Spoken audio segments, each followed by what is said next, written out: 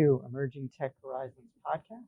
My name is Arun Seraphin. I'm the Deputy Director of the Emerging Technologies Institute at the National Defense Industrial Association, sitting in for Dr. Mark Lewis, who's Director of the Institute. And I'm pleased today to have as my guest Dr. Bill Greenwalt, a non-resident senior fellow at the American Enterprise Institute and world-renowned expert in acquisition, defense acquisition. Bill, a lot of people know him, but it doesn't require reciting his resume, but I actually looked at it recently and didn't know a lot of things in there, even though Bill and I go back a good 20 years. Mm-hmm. Bill has vast experience working in Congress. He's worked on the Senate Armed Services Committee. He's worked on the House Appropriations Committee and the Senate Governmental Affairs Committee. He's also been a senior executive in the Pentagon, working in the Office of Industrial Policy, as well as an industry executive, both at Lockheed Martin and in the Aerospace Industry Association. I think looking through that resume and just knowing Bill, I think what he's known most for is all of his efforts over the years at acquisition reform, trying to push the Pentagon's acquisition system to be more open to emerging technologies and the use of those emerging technologies. So, Bill, we could talk about a lot of things. Going back to your days with the Federal Acquisition and Streamlining Act when you worked for Senator Bill Cohen back in the 90s. Yes. We could talk about your time in the Pentagon reacting to Iraq and Afghanistan and trying to move technologies faster in your role of industrial policy. But what I want to focus on actually is maybe another chapter in your career is go back in time to roughly 2015. Mm-hmm. And you've been out of the government for a little while, and Senator John McCain is about to take over as chairman of the Armed Services Committee. And for some reason, you decide to come back to Capitol Hill. So can you tell us a little bit about what was going on in your mind and what your conversations were like with Senator McCain at the time to get you back to Capitol Hill in the mid-2010s to think about acquisition reform? Yeah, happy to do that, and I'm happy to be here at the Emerging Technologies Institute. And it was a great opportunity. I was at AEI for my first time at the American Enterprise Institute, and I was drafting up new ideas for acquisition policy and looking at the history of why these type of efforts had failed in the past. And I got a call and asked if I would be interested in coming back. And my first reaction was no. And that's because Senator McCain had historically been I'm going to say it, he was not as forward-leaning and forward-thinking in the acquisition area as he was when he was most famous, I think, in acquisition reform circles for his taking on the use of other transaction authorities in the 2000s when the Army tried to use it with the Future Combat System. So what I subsequently learned with my conversations with not only the senator but his staff was that the senator had an epiphany. And it occurred on the road to Crimea and the Chinese island construction that was going on at the time. And he also had a number of conversations and was watching how Elon Musk had delivered Falcon 9. And that had incentivized in him a need to. The Pentagon needs to go faster, and it needs to bring in these emerging technologies from an entirely different industrial base. And when I learned that, it got very interesting, very fast. And so I signed up for a 2-year commitment, and immediately started, drafting legislation that much of which is now in law because of the senator. So now. Did Chairman McCain have particular things he wanted you to go after at the time? Or was it more, I see a lot of problems here, go fix it? It was essentially, we need to go fast.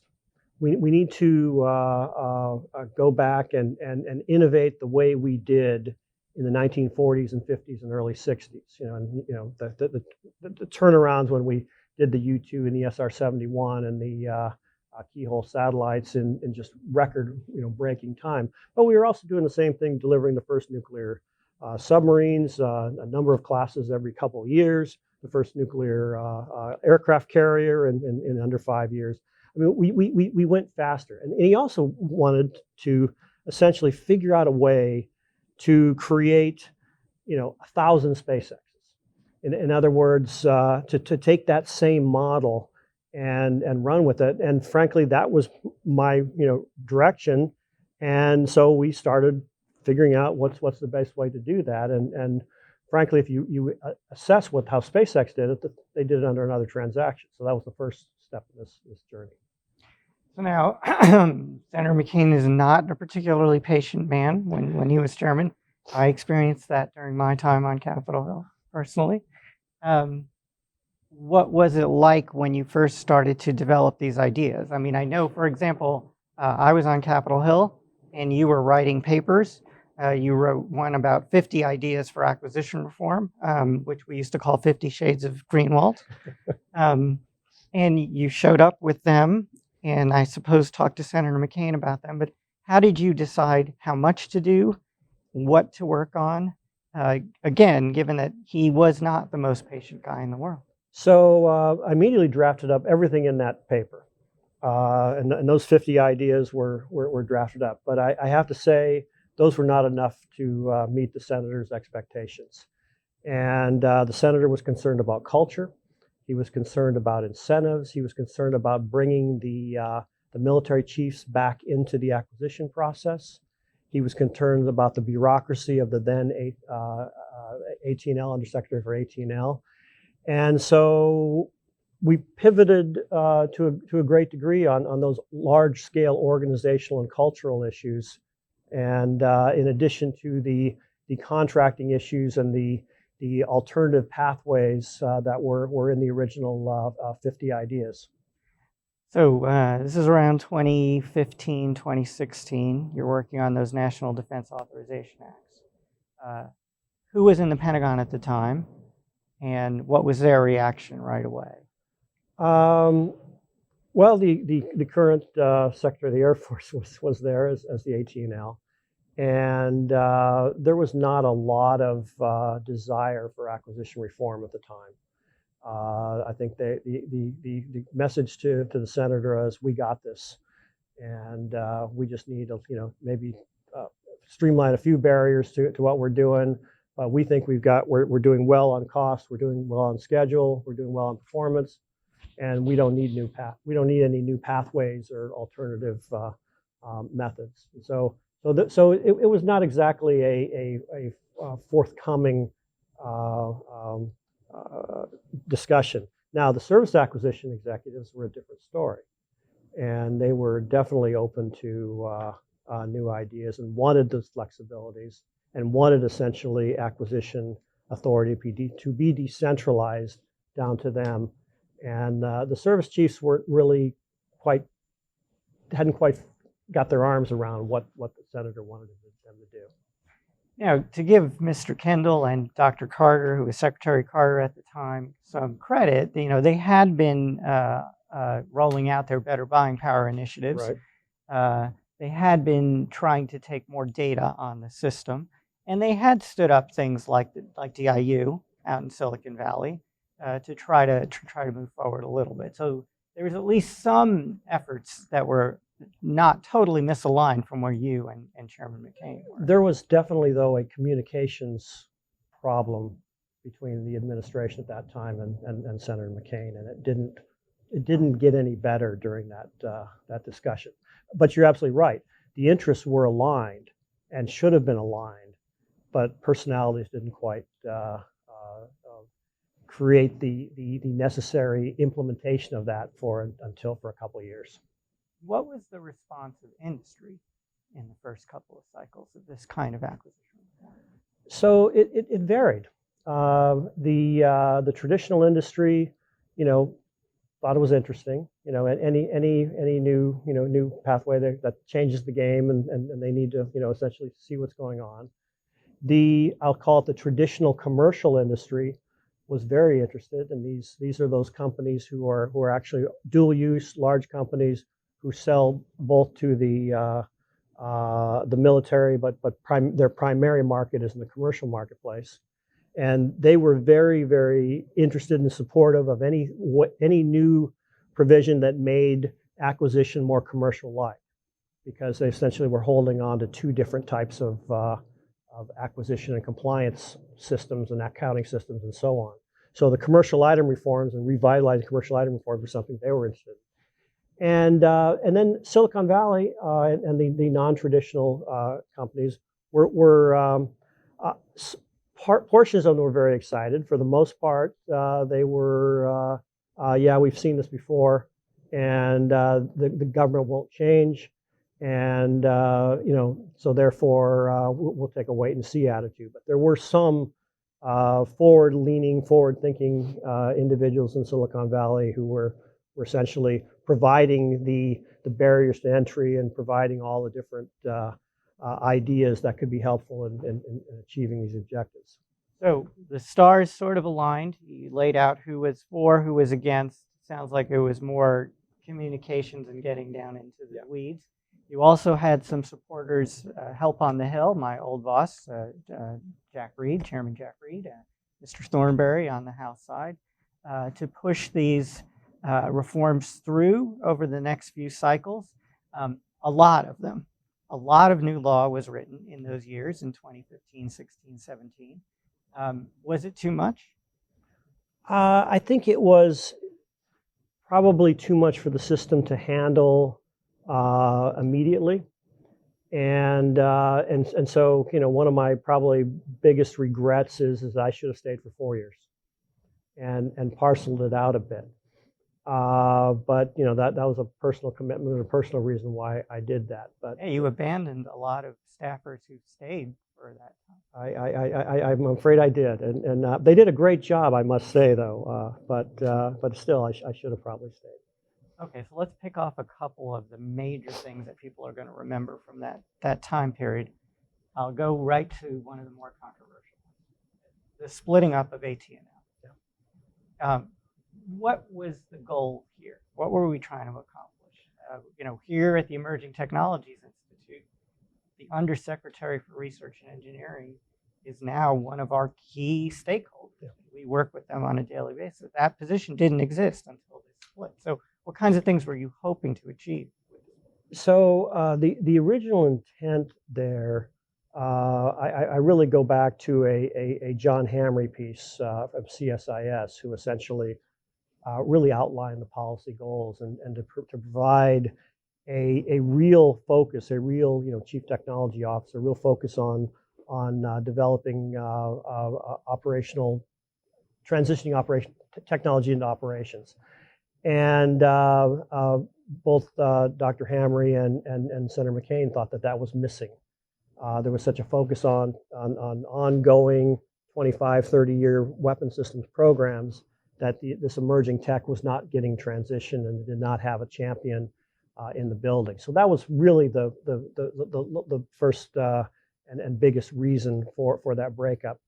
And there's also tactical reasons are in there, is that in addition, there was a decentralization of acquisition authority from the center down to the services and the various subunits.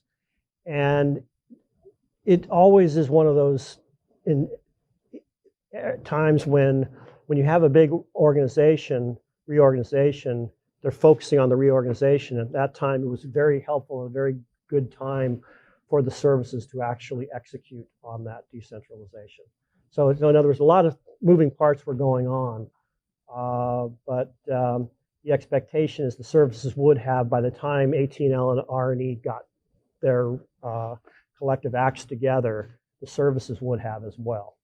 Now, some of the critics at the time said, okay, we wrote a few hundred clever new acquisition provisions, and we split the office that was supposed to execute those provisions. And like you said, gave authority to the services chiefs to do, and the service acquisition executives to do more in acquisition.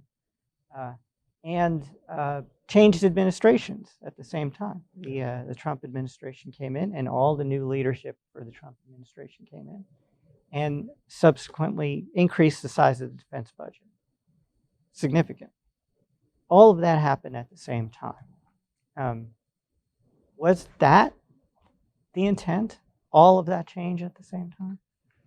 The issue was culture change, and the issue was trying to drive a different culture that was more open to emerging tech, more open to the technology that was not being developed in the traditional defense industry anymore, but was out there in the commercial marketplace and in a globalized commercial marketplace.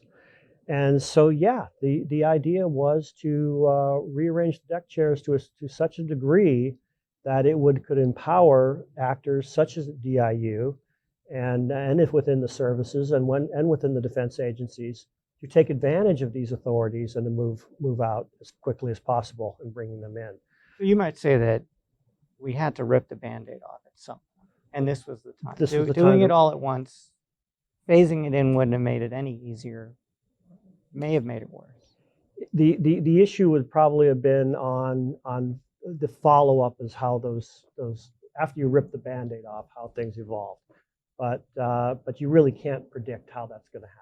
But the idea was, and this was the senator's view, is the culture was broken, the system was broken. We needed to go fast. We needed to look at alternative sources of technology, and it's time to make some changes. Now, did those changes succeed? I would argue, no, not to the degree that it should have. I thought surprisingly, A&S moved out and did a great job of from a cultural standpoint of creating the acquisition pathways and setting up the right policy. R&E kept focusing on what it focused on and didn't have the type of changes that really I think were necessary. It did not start trying to fund the $25 to $50 million operational prototypes. It stood in its $1 and $2 million science project world. The services tried to take advantage of it and ran up into budget constraints. So MTA authority middle tier authority couldn't be implemented for about a 3-year time lag. So things didn't go as fast as they should. Now I think we have enough programs in the mix that we can see how that authority works. Other transactions worked fairly well, but then the contracting community decided that it liked other transactions to such a degree because it got around the protest process, not because it could bring in new emerging tech or create new space sectors. So in spaces like this, where you are writing this legislation, and you're debating it with other people on the Hill, and you're debating it with the Pentagon, and now it's signed into law. Right. This is the hardest part of the legislative process, is that it's signed into law, and now someone has to do something with it. So how did you and Chairman McCain and the other people on the Hill make clear to everybody, this is what our intent is, this is what we would like to see you do? And did something go wrong in that process? It's it's a very interesting thing. In other words, we can tell and bring in, and we did, from the service chiefs on down, from the various empowered political leaders at the time, and even during the beginning of the transition. Although I was gone by the time the transition was in full swing, and did explain that. But if having been in the building as well, it's a very interesting thing when legislation goes over there and the lawyers get to it, and a different worldview. It doesn't matter what staffers say. It doesn't matter what the members say. It's what they view the statute meaning and the construction of the statute. And so, and then it goes down to the implementers who actually are going to do this. And if certain politicals or certain senior SESers don't really pay attention to what's going on, then it's implemented in a different way. And so there were a lot of battles over MTA. There were a lot of battles internally on how other transactions would be implemented. Most of them went the right way. And then what we've seen, though, is a drifting away from, I think, the original, either original intent, but also the original implementation guidance that the department wanted to do in some of these areas. And that's that just goes as far as implementation goes, and you need to do the type of oversight to get that on track. If going back in time, what would you have wished you would have done differently? Is there things you wish you wouldn't have written? Is there things you wish you would have written? Is there a different way to push it out, do oversight over it to make it happen? Is it doing slower? Yeah. I don't think you'd say do it slower. I would have focused more on the requirements process and would have focused more on the budget process. We now have the capabilities and we now have the streamlined pathways to go to non-traditionals, whether it's through other transactions, CSOs, on the contracting side. We now have an alternative pathway to deploy technology within 3 to 5 years under middle tier. We now have a construct which the last administration came up with, all the alternative acquisition pathway. Contracting acquisition can be done with the right leadership. They have the right tools. The issue now is you've got a 6 to 7, maybe 8-year decision time up front, and that's looking for tech scouting, figuring out what it is you want to do, driving a requirement, which takes about 3 years to get through the JSIDS process. Then you need a valid requirement to get into the budget process, so that initiates the linear process of the PPBE. So that's another 3 years to do 2 years in the building and 1 year in the appropriation cycle. So you're already at 6 or 7 years before you even get the money that you can obligate. So you can go around fast with another transaction of 30 days, or do the 2-year estimate, which is what a typical $25 million contract goes for. That's just decision time to start. How many acquisition cycles have gone in that time frame? So the speed of the process can't keep up with the pace of the emerging technologies, even though all the work that was done to fix the contracting piece of that. There's other processes that you're saying are going to slow the system down. Now, you know that there is at least more effort these days to try to do more clever things on the budgeting side of things, including software pilots to try to move money faster and more flexibly to deal with developing software. There's a commission on the reform of the budget process. Why is it so hard to go after requirements? This is one of those areas where intent of bringing the service chief back into the acquisition process was the service chief is the one area where you have requirements, budget, and now you'd have acquisition. And the idea was to start having them think about time and thinking about the decision time to get what it is they want, and also tying them in with the operators, because the operators should be driving that need. That hasn't happened yet. And so that is a failure of the uniformed military services to get their act together as far as figuring out what their processes are. I mean, they had the GEON and JUON process for faster acquisition. For urgent needs, emerging needs. But even that has become incredibly bureaucratized. And so this is a time for the military services to look inward and figure out the process they control is driving incredible amounts of decision time, which are making us non-competitive with our potential adversaries, and they have to fix that. So that's one of those things where the Hill can start asking questions, and they did last year. They did while we were there. We did a couple requirements provisions, but this is something that the department and the military services themselves need to grapple with.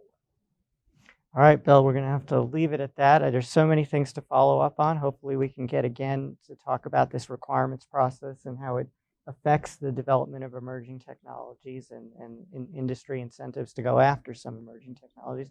I want to thank you for being my first guest here on the podcast, and hopefully you'll join us again in the future. Anytime, I'll be here, I promise. Thanks very much.